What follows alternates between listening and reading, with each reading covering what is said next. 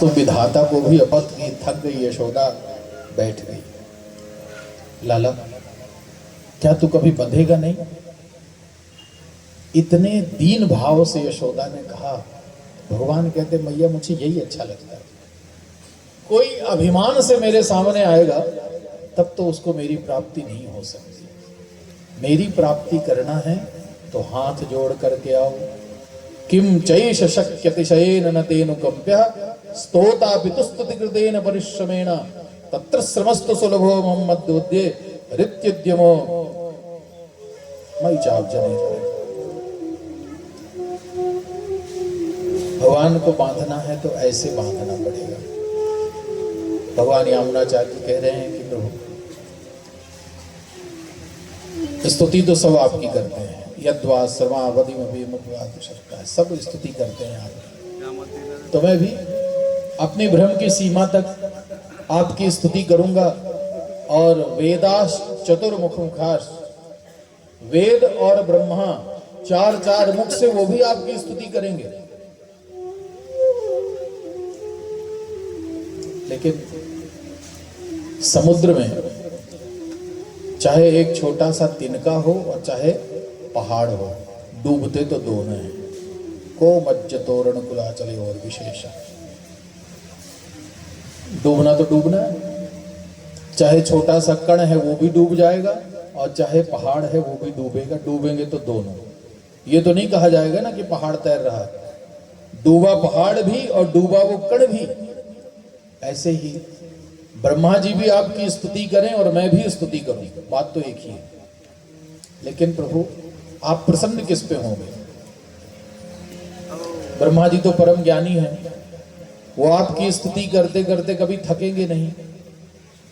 पर मुझ में कितना सामर्थ्य, थोड़ा देर बोलूंगा, दो चार श्लोक बोलूंगा आपकी कृपा से और फिर थक जाऊंगा। तो प्रभु मुझे पता है जो स्तुति का भाव लेकर स्तुति करते करते आपके प्रेम में थक जाते हैं, आप उन पर प्रसन्न होते हैं। और जो कभी प्रयास करते करते भगवान की प्राप्ति में थकता नहीं है, अपने उद्यम को करता रहता है, उसको आप नहीं मिलने वाले। भगवान को तो भगवान की कृपा से पाने की कोशिश करिए, अपने अभिमान से नहीं। थक गई यशोदा, भगवान ने देखा आप समर्पण कर दिया है, कहा मैया जोड़ ले, इस बार पूरी हो जाएगी। रस्सी जोड़ी और गांठ लगाया, रस्सी पूरी हो गई, बांध दिया यशोदा ने। पहली बार भगवान किसी के बंधन में आए, आज तक कोई बांध नहीं पाया भगवान को। केवल यशोदा का ये सौभाग्य है, बांध करके चली गई यशोदा। भगवान ने कहा चलो, बंधे बंधे भी जो मुक्ति दे दे उसी का नाम भगवान। भगवान कौन? भगवान मतलब जो स्वयं बंधे हैं पर दूसरों को मुक्ति दे दे, उसको कहते हैं भगवान। तो उलूखल में बंधे बंधे घसीटते उलूखल बाहर निकले।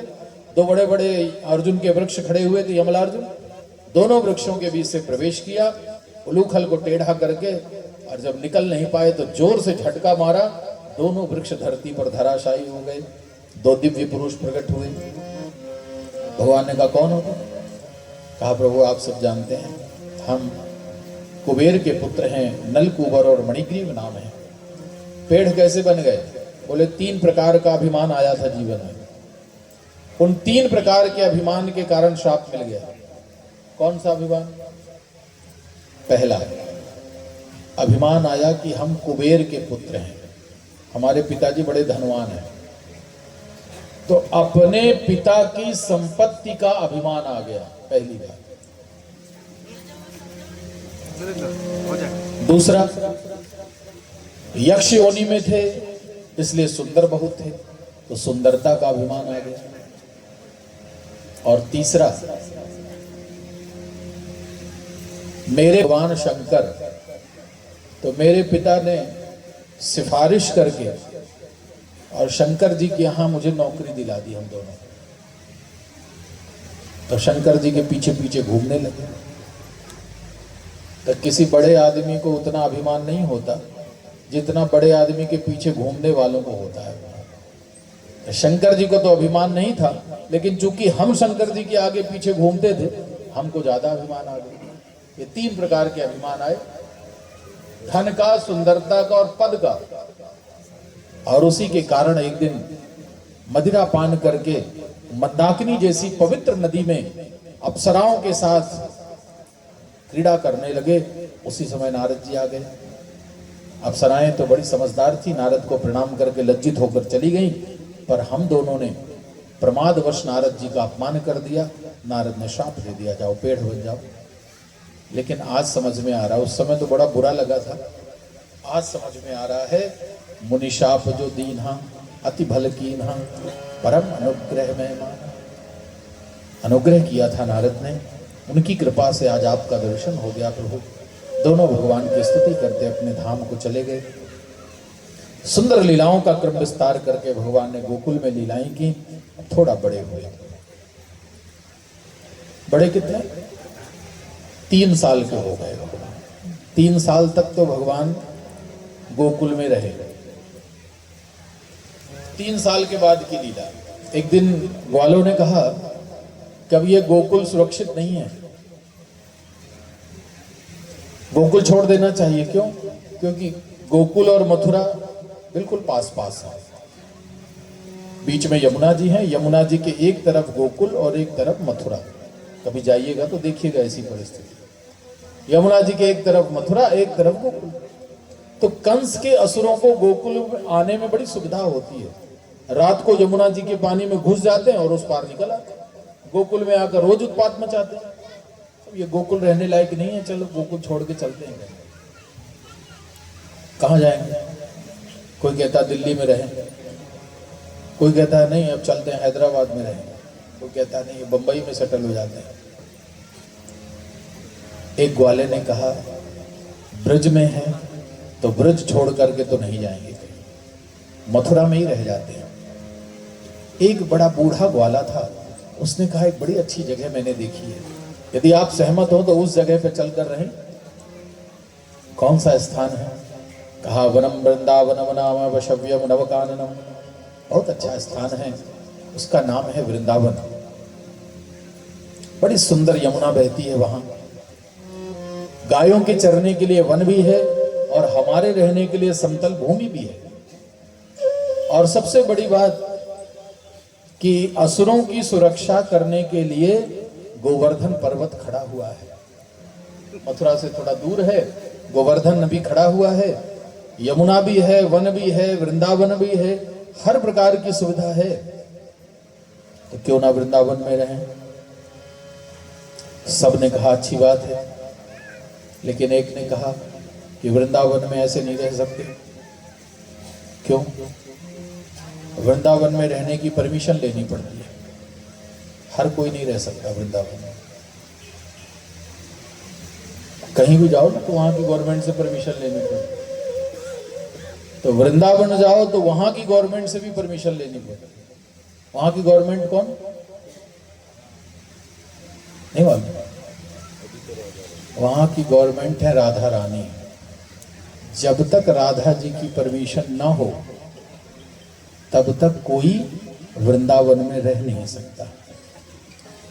तब हमें भी चलना है वृंदावन की लीला सुनने, तो बिना राधा जी की परमिशन के वृंदावन की लीला भी नहीं सुनी जा सकती। आइए एक बार राधा रानी को प्रणाम कर लें, उनकी परमिशन मिल जाए तो फिर वृंदावन की लीला में प्रवेश करेंगे।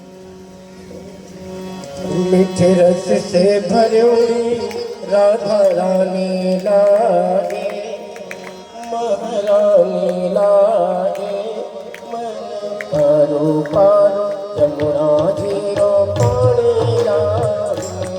मीठे रस से भरी राधा रानी लागे,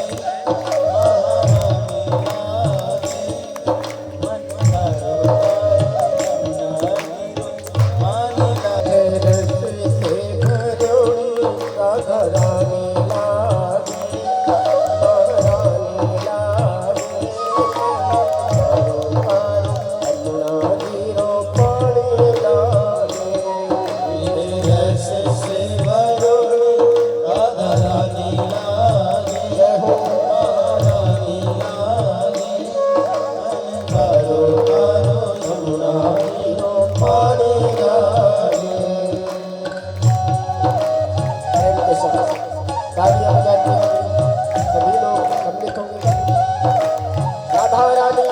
सरकार की जय हो।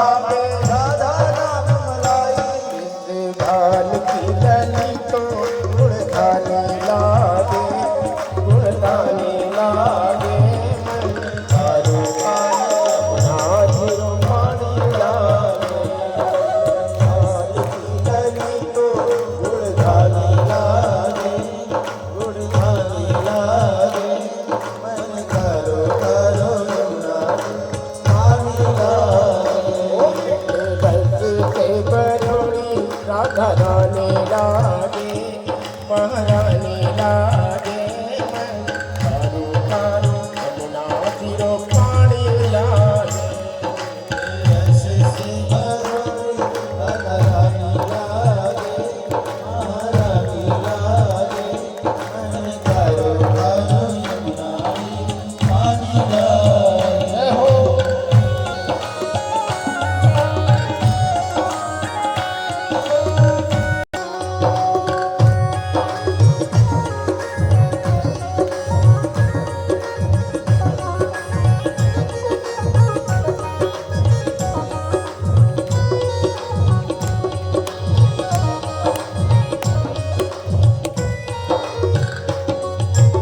राधा राधा नाम रटत है जो नर आठोया राधा राधा नाम रटत है जो नर आठोया राधा राधा नाम रटत है जो नर आठोया राधा राधा नाम रटत है जो नर आठोया इनकी बाधा दूर करत है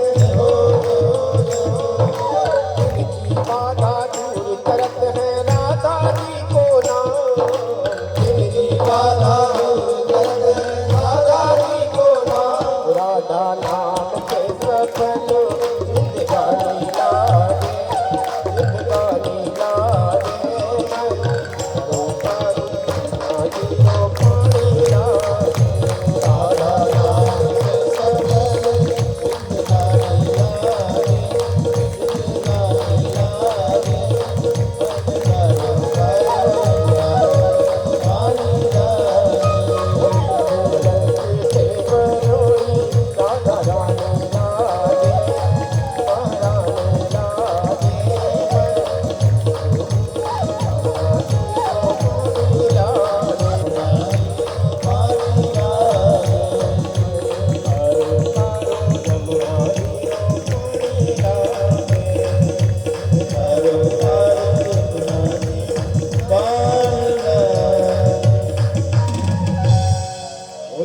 रानी सरकार की जय, वृंदावन धाम की जय। राधा रानी की आज्ञा से वृंदावन की लीला में प्रवेश करें। सुंदर लीला है, माधुरी की लीला का प्रसंग है। 3 वर्ष के हो गए हैं प्रभु। मैया से कहा, मैया अब मैं बड़ा हो गया हूं, कुछ काम करना है मुझे। घर में बैठे बैठे क्या करूं मैया? तो मैया ने कहा, ठीक है लाला, स्कूल में एडमिशन करा देते, 3 साल के हो गए हो, चलो स्कूल में भर्ती हो जाओ। नहीं मैया, पढ़ना तो है ही नहीं मुझे। तो पढ़ोगे नहीं तो क्या करोगे? बोले मैया मैं गैया चराना चाहता हूं, मुझे गोपाल बना दो, गायों की सेवा करने के लिए आया हूं मैया। मैया सुन के हंसने लगी, पर भगवान हठ पे आ गए। नंद बाबा ने कहा, यशोदा आगे चल करके इसको ही तो नंद बनना है, तो गायों की देखरेख तो सीखनी पड़ेगी। चलो गाय नहीं तो इसको बछड़ों की जिम्मेदारी दे देते हैं, ट्रेनिंग कम से कम दे लेगा। भगवान को ट्रेनिंग दे दी गई, वत्सपाल बना दिया गया। भगवान छोटे छोटे बछड़ों की देखरेख करने लगे। एक हाथ में लकुटी ले ली, एक काली कमलिया छोटी सी डाल दी कंधे पर, और छोटे छोटे बछड़े लेकर के भगवान जाते और गोष्ठ में 1 आध घंटा घुमा फिरा कर वापस घर ले आते। ऐसी अद्भुत लीला करने लगे। एक दिन कंस का भेजा हुआ एक असुर बछड़े का रूप बना करके भगवान के बछड़ों के झुंड में प्रवेश कर गया। बछड़े का रूप बनाया तो नाम पड़ा वत्सासुर। भगवान ने देखा तो भगवान की सृष्टि है तो अपनी सृष्टि के एक एक कण को जानते हैं। प्रभु ने देखा असुर आ गया है वेश बदल करके, पास में पहुंचे, उसके पीठ के ऊपर हाथ फेरने लगे। कहा, बलदाऊ जी नया मेहमान आया, आइए जरा स्वागत तो करें इसका। वत्सासुर समझ गया, युद्ध करने के लिए उद्यत हुआ। जैसे ही भगवान के सन्मुख हुआ, भगवान ने उसके पीछे के दोनों पैर पकड़े और एक हाथ से पूंछ पकड़ी, उठा करके धरती पर पटका, वहीं पर उसका प्राणांत हो गया। वत्सासुर के शरीर की दिव्य ज्योति प्रभु के स्वरूप में लीन हुई। वत्सासुर का उद्धार हो गया। बोल भक्त वत्सल भगवान की जय। थोड़े दिन बाद एक और असुर आया, बकासुर। बकुले का रूप बनाकर आया, मुंह फैला करके बैठा हुआ था। भगवान घुस गए उसकी चोंच के अंदर, चोंच बंद कर ली। अपने शरीर के ताप को इतना बढ़ाए, इतने गर्म हो गए कि छटपटा करके उसने चोंच खोली। भगवान ने चोंच के दोनों सिरों को पकड़ा, बीच से फाड़ करके फेंक दिया 2 भागों में। बकासुर का उद्धार। ये सब उद्धार की कथा, इससे ज्यादा डिटेल से नहीं सुना रहे, मारपीट है। पर भगवान की कृपा है, भगवान कभी किसी को मारते नहीं हैं, भगवान तो तारते हैं। तार दिया प्रभु ने।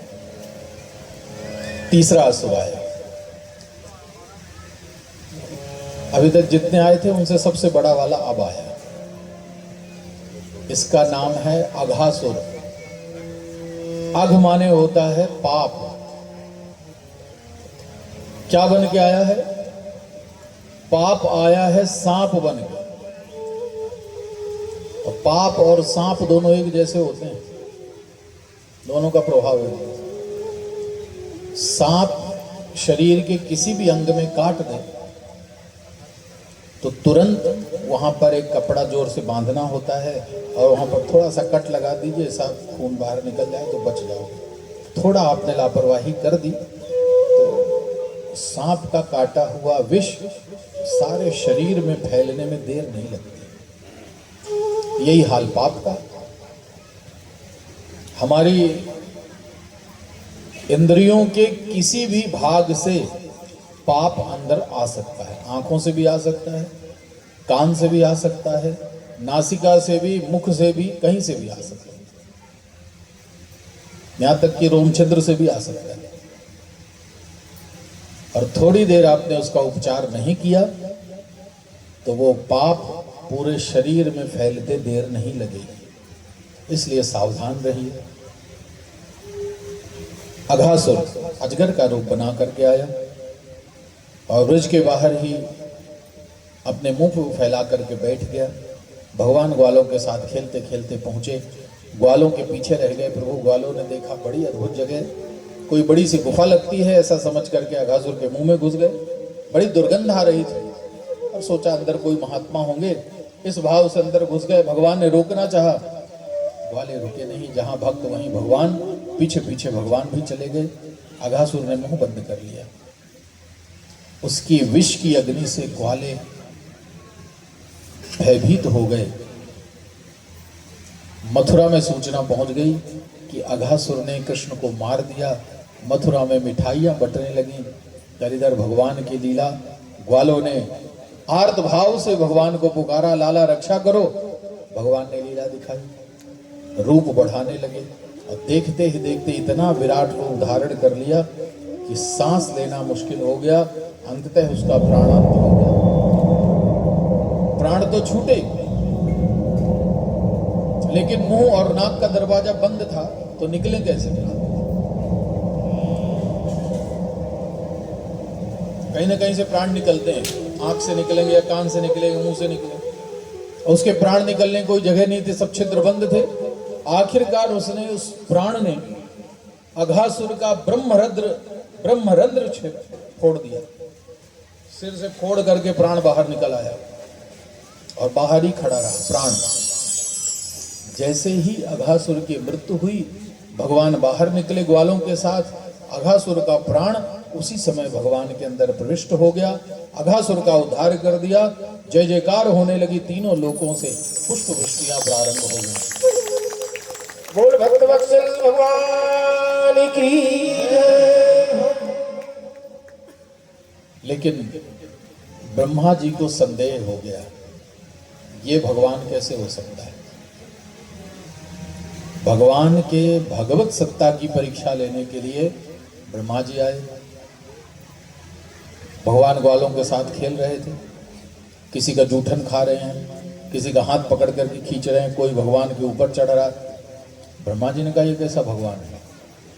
परीक्षा लेने के लिए बछड़ों का हरण कर लिया। भगवान बछड़े ढूंढने गए तो ग्वालों का भी हरण कर लिया। ना बछड़े मिले ना ग्वाल। आंखें बंद करके प्रभु ने ध्यान किया, समझ गए ये तो ब्रह्मा जी की लीला है। ब्रह्मा के मोह को दूर करने के लिए संकल्प किया, एको हम बहुत श्याम, उतने ही बछड़े और उतने ही ग्वालों का रूप भगवान ने स्वयं बना लिया। 1 वर्ष तक ये लीला चली। हमारा जब 1 वर्ष बीतता है तो ब्रह्मा जी का 1 सेकंड होता है। आयु हमारी और ब्रह्मा जी की एक बराबर है। हमारी भी आयु 100 साल की, ब्रह्मा जी की भी 100 साल की, पर समय की गणना बस अलग है। हमारा जब 1 साल बीतता है तो ब्रह्मा जी का 1 सेकंड होता है। ऐसे ब्रह्मा जी की आयु 100 वर्ष की। 1 वर्ष बीता, ब्रह्मा जी का 1 सेकंड हुआ, सोचा चले जल कर देखें क्या हाल है कृष्ण के। ब्रह्मा जी आए, ब्रज में जब आए तो देखा यहाँ तो सब ऐसा का वैसे ही, उतने ही बछड़े उतने ही ग्वाल यहाँ भी। तो मैं जिनको ले गया हूं वो सत्य हैं या ये सत्य हैं? आंखें बंद करके ब्रह्मा ने जब देखने की कोशिश की तो आज वृंदावन का हर बछड़ा कृष्ण है, वृंदावन का हर ग्वाला कृष्ण है। ऐसी लीला भगवान ने दिखाई कि आज वृंदावन के कण कण में कृष्ण ही कृष्ण दिखाई देते। सर्वम कृष्णमयम जगत, सारा जगत कृष्णमय दिख रहा है। समझ गए भूल हो गई, ब्रह्म की माया में मोहित हो गया हूं, अपराध किया है तो क्षमा मांगनी चाहिए, स्तुति करके क्षमा मांगनी होगी। ब्रह्मा जी आए, हाथ जोड़कर भगवान के सामने खड़े हुए और सुंदर स्तुति गाई है ब्रह्मा ने। नौमीड्यते भ्रवपुषे तडिदम्बराय, नौमीड्यते भ्रवपुषे तडिदम्बराय, जावतंस परिपीचल सन्मुखा, यावतंस परिपेचल सन्मुखा, वन्यस्रजे कवलवे त्रवीषाणवे, वनस्रजे कमलरे त्रवीषाणवे, श्रिये मृदुपदे अशोकांगजा, लक्ष्मश्रिये मधुपते अशोकांगजा। सुंदर स्तुति भगवान को प्रणाम किया। 40 श्लोक बोले ब्रह्मा जी ने, पर भगवान नहीं प्रसन्न हुए। 40 श्लोकों की स्तुति, भगवान नहीं प्रसन्न हुए। ब्रह्मा जी समझ गए भगवान प्रसन्न नहीं है, ज्यादा तंग करूंगा तो और नाराज हो जाएंगे, इसलिए चुपचाप प्रणाम किया। और 4 परिक्रमा करनी चाहिए। भगवान नारायण के कोई भी मंदिर हो, भगवान नारायण की 4 परिक्रमाएं करनी चाहिए। राम जी का हो, कृष्ण जी का हो, विष्णु का हो, नारायण के हों, भगवान और भगवान के अवतारों के जितने मंदिर होते हैं 4 परिक्रमाएं होती हैं। तो ब्रह्मा जी को 4 परिक्रमा करनी थी, लेकिन जल्दी जल्दी में 3 परिक्रमा हुई और 4 गिन लिया। हड़बड़ाहट में ऐसा ही होता है, उनको लगा 4 हो गए, चुपचाप प्रणाम करके चले गए। 1 वर्ष के बाद ग्वाले घर आए, अघासुर के मोक्ष की कथा सुनाई, जैसे लग रहा आज ही भगवान ने अघासुर को मारा हो। सुंदर लीला करके थोड़ा और बड़े हुए, 5 साल के हो गए प्रभु। ततश्च पौगंड वयशतो बजे बभूवतस्तु पशुपाल सम्मतौ। अब पौगंड अवस्था को प्राप्त हुए 5 साल की अवस्था में, तो एक दिन फिर भगवान ने वही मुद्दा उठा दिया, भैया अब तो बड़ा हो गया हूं, अब तो गोपाल बना दो। हटकर आखिरकार नंद और यशोदा ने स्वीकार कर लिया। कार्तिक महीने में गायों की पूजा करके भगवान को गायों की सेवा दे दी गई और भगवान को नाम दिया गया गोपाल। भगवान के लाखों नाम हैं, पर उन नामों में भगवान को सबसे अच्छा अपना नाम लगता है गोपाल। भगवान को कोई गोपाल कह के पुकारे तो सबसे ज्यादा खुश होते हैं। कृष्ण, वासुदेव, ये सब कह के भगवान नहीं खुश होते, पर भगवान को कोई गोपाल कह दे तो बड़ा आनंद आता है। गायों की सेवा करने लगे। धेनुकासुर नाम के एक असुर का वध किया भगवान ने। भगवान की गायों ने एक दिन यमुना का जल पान किया, मूर्छित हो गई। भगवान समझ गए यमुना का जल दूषित हो गया है, अमृत के प्रभाव से गायों को जीवित किया। उस विष को दूर करने के लिए काली दह में प्रवेश कर गए, कालिया सर्प से युद्ध किया, उसके फणों पर नृत्य किया। कालिया ने क्षमा मांगी, भगवान ने कहा यमुना छोड़ दो भैया, तुम चले जाओ रमणक द्वीप में। कालिया ने यमुना छोड़ी, जल